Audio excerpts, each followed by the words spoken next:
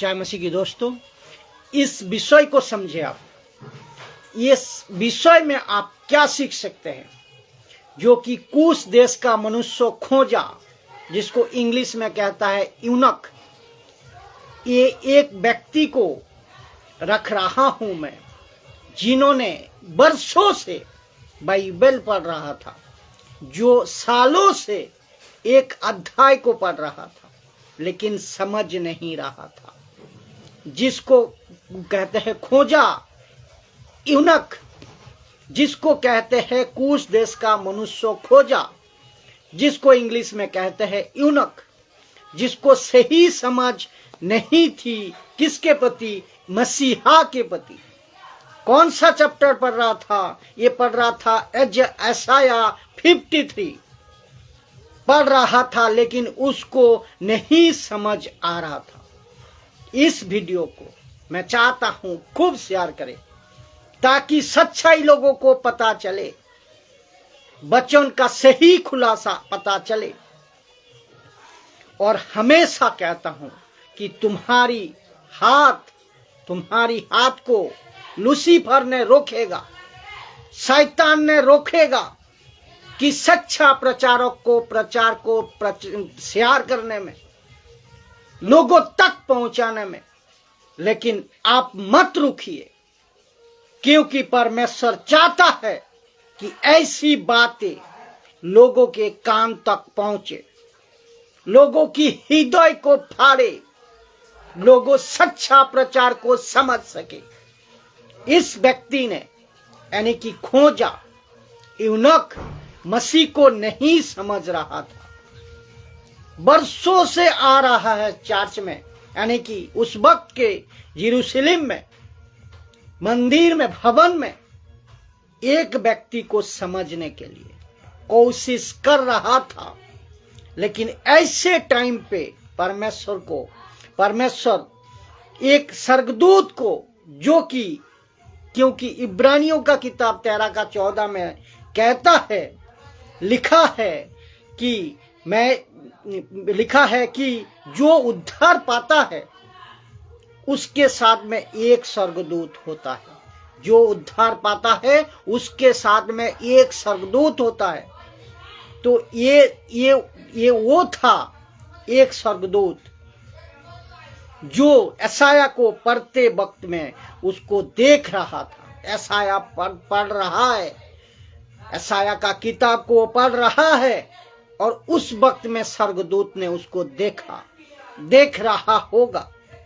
जैसे कर्नूलुस के पास में एक स्वर्गदूत आया और उसको लीड करता है कि तेरे अंदर चाहत है, तेरे अंदर तड़प है उस मसीहा को जानने की, लेकिन तू कंफ्यूज है कि यशायाह मसीहा को कौन है, यशायाह खुद की बात कर रहा है या किसी और की। तब स्वर्गदूत आता है और फिलिप्पुस को कहता है, फिलिप कौन है? पता है आपको फिलिप कौन है? फिलिप सीखा हुआ। फिलिप कौन है? संस्था वाला नहीं था। फिलिप कौन था? परमेश्वर का राज्य का प्रचारक था। फिलिप था परमेश्वर का राज्य का राजदूत, राज्यों की बातें को करने वाला ये फिलिप था। 2 कुरिन्थियों 5:20, सो हम मसीह के राजदूत है, मानो परमेश्वर हमारे द्वारा समझाता है। तो हम मसीह को और से निवेदन करता है कि परमेश्वर के साथ मेल मिलाप कर लो। तो फिलिप कौन है? परमेश्वर के राज्यों के राजदूत है। और आप जब मुझे सुनते हो तो आपको परमेश्वर के राज्यों की बातें को बोलने वाला मैं राजदूत हूं, जो परमेश्वर के ओर से मैं आपको आपके पास लेकर आता हूं, सिखाता हूं, बातें करता हूं परमेश्वर की। परमेश्वर की बातें करता हूं। तो राजदूत जो फिलिप था, जो समझ चुका था कि यीशु कौन है, जिसको बात करना आता था, जिसको समझाना आता था, क्यों वो खुद समझ चुका था, क्योंकि फिलिप ने सही पढ़ा था, सही समझ था फिलिप का अंदर, और सही समझाएगा वो। और स्वर्गदूत कहते हैं, लिखा है 8 अध्याय 26 में, एक्ट प्रेरितों का काम 8 अध्याय 26 में लिखा है, फिर प्रभु के एक स्वर्गदूत ने फिलिप्पुस को कहा, उठकर दक्षिण की ओर उस मार्ग पर जा जो यरूशलेम के अच्छे को जाता है और जंगल में है। वो ये व्यक्ति अपने रथ पर बैठा मंदिर के भवन से सब कुछ खत्म करके अपने घर की तरफ जा रहा था। और जानते हो, ये कुछ पढ़ रहा था। लिखा है कि एक्स चैप्टर 27 में वो उठकर चल दिया, और देखो कूश देश का एक मनुष्य आ रहा था जो खोजा था, और कुशिया की रानी कंदोक का मंत्री खजांची था और भजन करने को यरूशलेम आया था। वचन 27 कहता है, 8 का 27, वो अपने रथ पर बैठा हुआ यशायाह भविष्यवक्ता की पुस्तक पढ़ता हुआ लौटे जा रहा था, पढ़ता हुआ लट जा रहा था। वो व्यक्ति जो रथ पर बैठा था, बैठकर यशायाह की पुस्तक को पढ़ रहा था, आज मैं आपसे कहना चाहता हूं, वो टीवी नहीं देख रहा था, वो बाहर का सीन को देख नहीं रहा था, बाहर का जो सिचुएशन है उसको नहीं देख रहा था, कौन कैसे गाड़ी चला रहा है वो नहीं देख रहा था, वो दूसरा कुछ वीडियो में रील नहीं देख रहा था, कुछ नहीं देख रहा था, बल्कि उस वक्त में ये सब नहीं था। लेकिन आपको कौन भी समझाने के लिए मैं कह रहा हूं, वो क्या पढ़ रहा था? बाइबल पढ़ रहा था। तो आपको आज समझना होगा कि मैं आपसे पूछना क्या चाहता हूं कि जितने भी मसीह लोग हैं, खरी शिक्षा को मानने वाले, फॉलो करने वाले, आपका पास जब समय मिलता है, आप यूट्यूब का, फेसबुक का रील क्यों देखते हो? मत देखिए। आपको जितने समय मिले उसी समय आप बाइबल को पढ़िए। जो कि ये पढ़ता था खोजा, ऐसा बने, समय बचते ही आप बाइबल को पढ़िए जैसा ये पढ़ता था। फुर्सत नहीं है, आप कहते हैं आज फुर्सत नहीं है बाइबल पढ़ने की, क्योंकि आपका जो दिमाग है ना, ऐसा बन चुका है, आज भी आपको लगता है सब खत्म, बस मैं मेरी खुद की इच्छा को पूरी करूं। यही इसमें दिमाग को आप फंसा लिए हैं और घुसा लिए है इस बातें को, और इसके चलते क्या होता है, परमेश्वर को आप नजरअंदाज कर देते हो,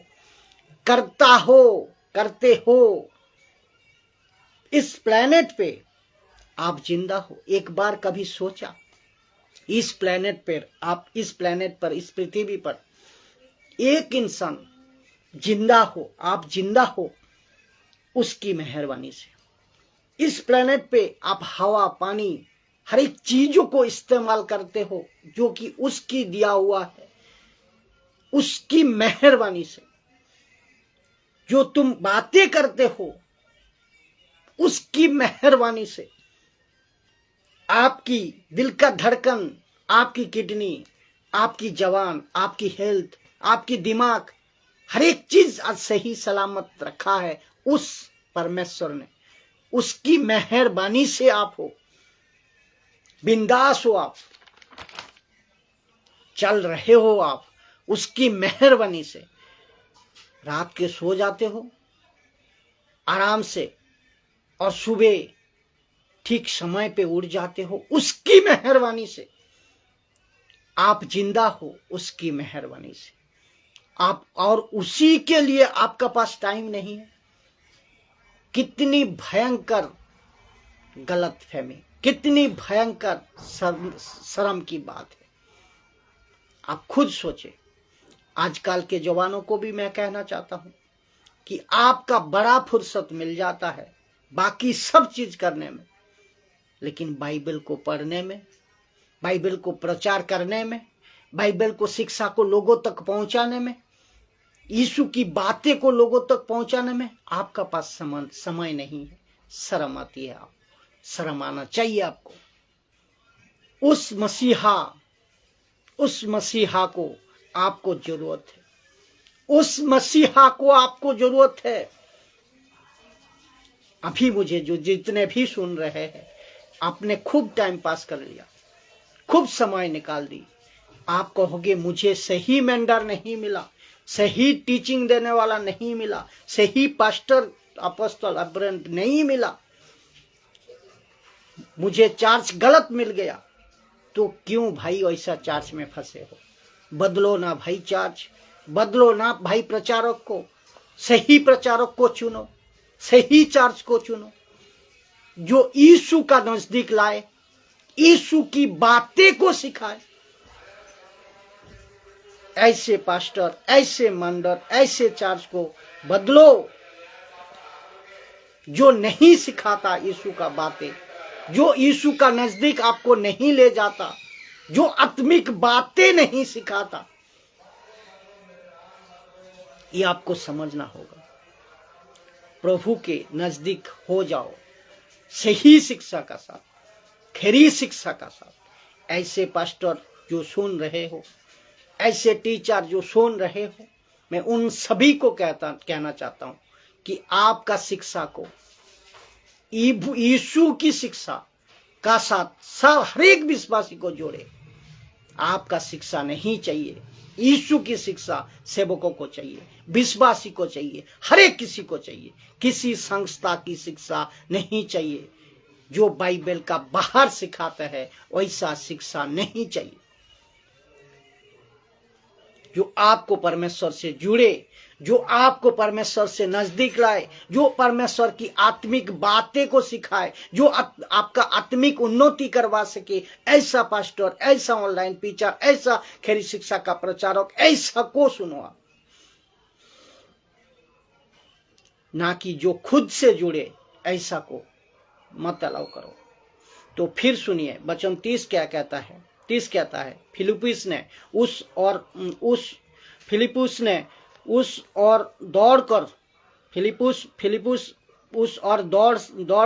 दौड़कर उसे यशायाह भविष्यवक्ता की पुस्तक पढ़ते हुए सुना। दौड़ गया और भविष्यवक्ता की पुस्तक पढ़ते हुए सुना और पूछा कि तू जो पढ़ रहा है क्या उसे समझता है? इसका मतलब क्या है कि जब ये पढ़ रहा था वो धीरे नहीं पढ़ रहा था, वो जोर से पढ़ रहा था और फिलिप्पुस को ये सुनाई दे रहा था, ये फिलिप्पुस सुन रहा था। इसका मतलब जो रथ पर बैठा खोजा है वो धीरे से नहीं पढ़ रहा है, ये फोकस करके पढ़ रहा है, एक एक लाइन को बारीकी से पढ़ रहा है। वचन 8:31 उसने कहा, जब तक कोई मुझे ना समझाए मैं क्यों कर समझूं। ये इसका मतलब क्या है? यहाँ खेल समझाने का है, यहाँ खेल समझाने का है और यहाँ खेल समझने का है। मैं भी तो वही कह रहा हूं कि अगर प्रचारक सही है तो प्रचार सही होगा, क्योंकि जो जैसा समझेगा वो ऐसा समझाएगा। और आज भी बहुत से अधूरे ज्ञान का सेवक पास्टर क्या क्या नाम लगा दिया आगे पीछे, रेवरेंड अपोस्टल, ठीक से नहीं समझा पा रहा है, खुद नहीं समझ रहा है, दूसरे को ठीक से समझा नहीं पा रहा है। किसको? विश्वासी को, किसको? चार्च के लोगों को, किसको? हर एक मसीह जनता को। जिसके चलते क्या हो रहा है? वो प्रभु से दूर होते जा रहा है, प्रभु से दूर होते जा रहा है और पास्टर का करीब होते जा रहा है। बात को समझे। तो यहाँ पे स्वर्गदूत ने फिलिप्पुस को क्यों भेजा? यहाँ पे स्वर्गदूत ने फिलिप्पुस को क्यों भेजा? क्योंकि स्वर्गदूत को पता था कि वचन 8:29 में लिखा है, पवित्र आत्मा को भी पता था कि फिलिप ही जो इसको सही समझा सकते हैं, सही सिखा सकते हैं। इसी को समझाने के लिए, एक बात, किसी को समझाने के लिए खुद का पूरी तरह से समझना जरूरी है। तो जो फिलिप भाग रहा है और जो खोजा पढ़ रहा था ना, फिलिप ने सुना और पूछा, क्या तू जो पढ़ रहा है वो समझ भी रहा है, समझता भी है? तब ये खोजा कहता है, जब तक कोई मुझे ना समझाए मैं क्यों कर समझूं। तो स्वर्गदूत ने कहा, भाग फिलिप भाग। पवित्र आत्मा ने कहा, भाग, इसको समझा। क्योंकि स्वर्गदूत को पता था फिलिप के पास में सही टीचिंग थी, और पवित्र आत्मा को भी पता था कि फिलिप के पास में सही टीचिंग थी। और मैं वही समझाना चाहता हूं आपको भी कि आज आपके पास में फिलिप जैसा पास्टर है, जिसको परमेश्वर के आत्मा ने आपके लिए भेजा कि जाको समझाओ। क्या आप जिसको सुनते हो, सोशल प्लेटफॉर्म पे हो और चर्च पे हो, क्या वो फिलिप की तरह टीचिंग देता है, समझाता है, जिसको परमेश्वर ने भेजा है? मैं आपको बता दूं जोरों से, बुलंद आवाज से, अगर आप परमेश्वर ने भेजा है ना, कोई माइके लाल रोक नहीं सकता उस व्यक्ति का उद्धार करने में, कोई नहीं रोक सकता। तो फिर सुनिए, एक व्यक्ति है और एक एग्जाम्पल, एक और व्यक्ति है जिसका नाम है स्टीफन।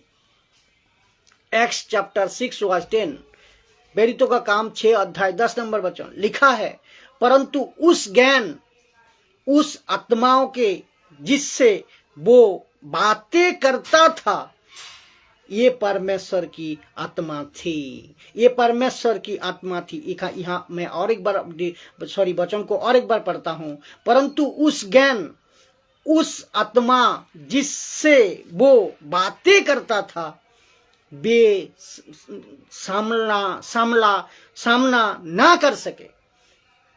उस ज्ञान और उस आत्मा का जिससे वो बातें करता था, वे सामना ना कर सके। क्यों? क्योंकि ये जो बातें करता था, ये परमेश्वर की आत्मा थी जिससे स्टीफन बात करता था। आज मैं क्यों जोरों से चिल्लाकर कहता हूं कि मेरी बातें कोई संस्था की बातें नहीं है? क्यों कहता हूं? क्योंकि यही तो वजह है कि मेरी बातें संस्था की बातें नहीं है, परमेश्वर की आत्मा की बातें है।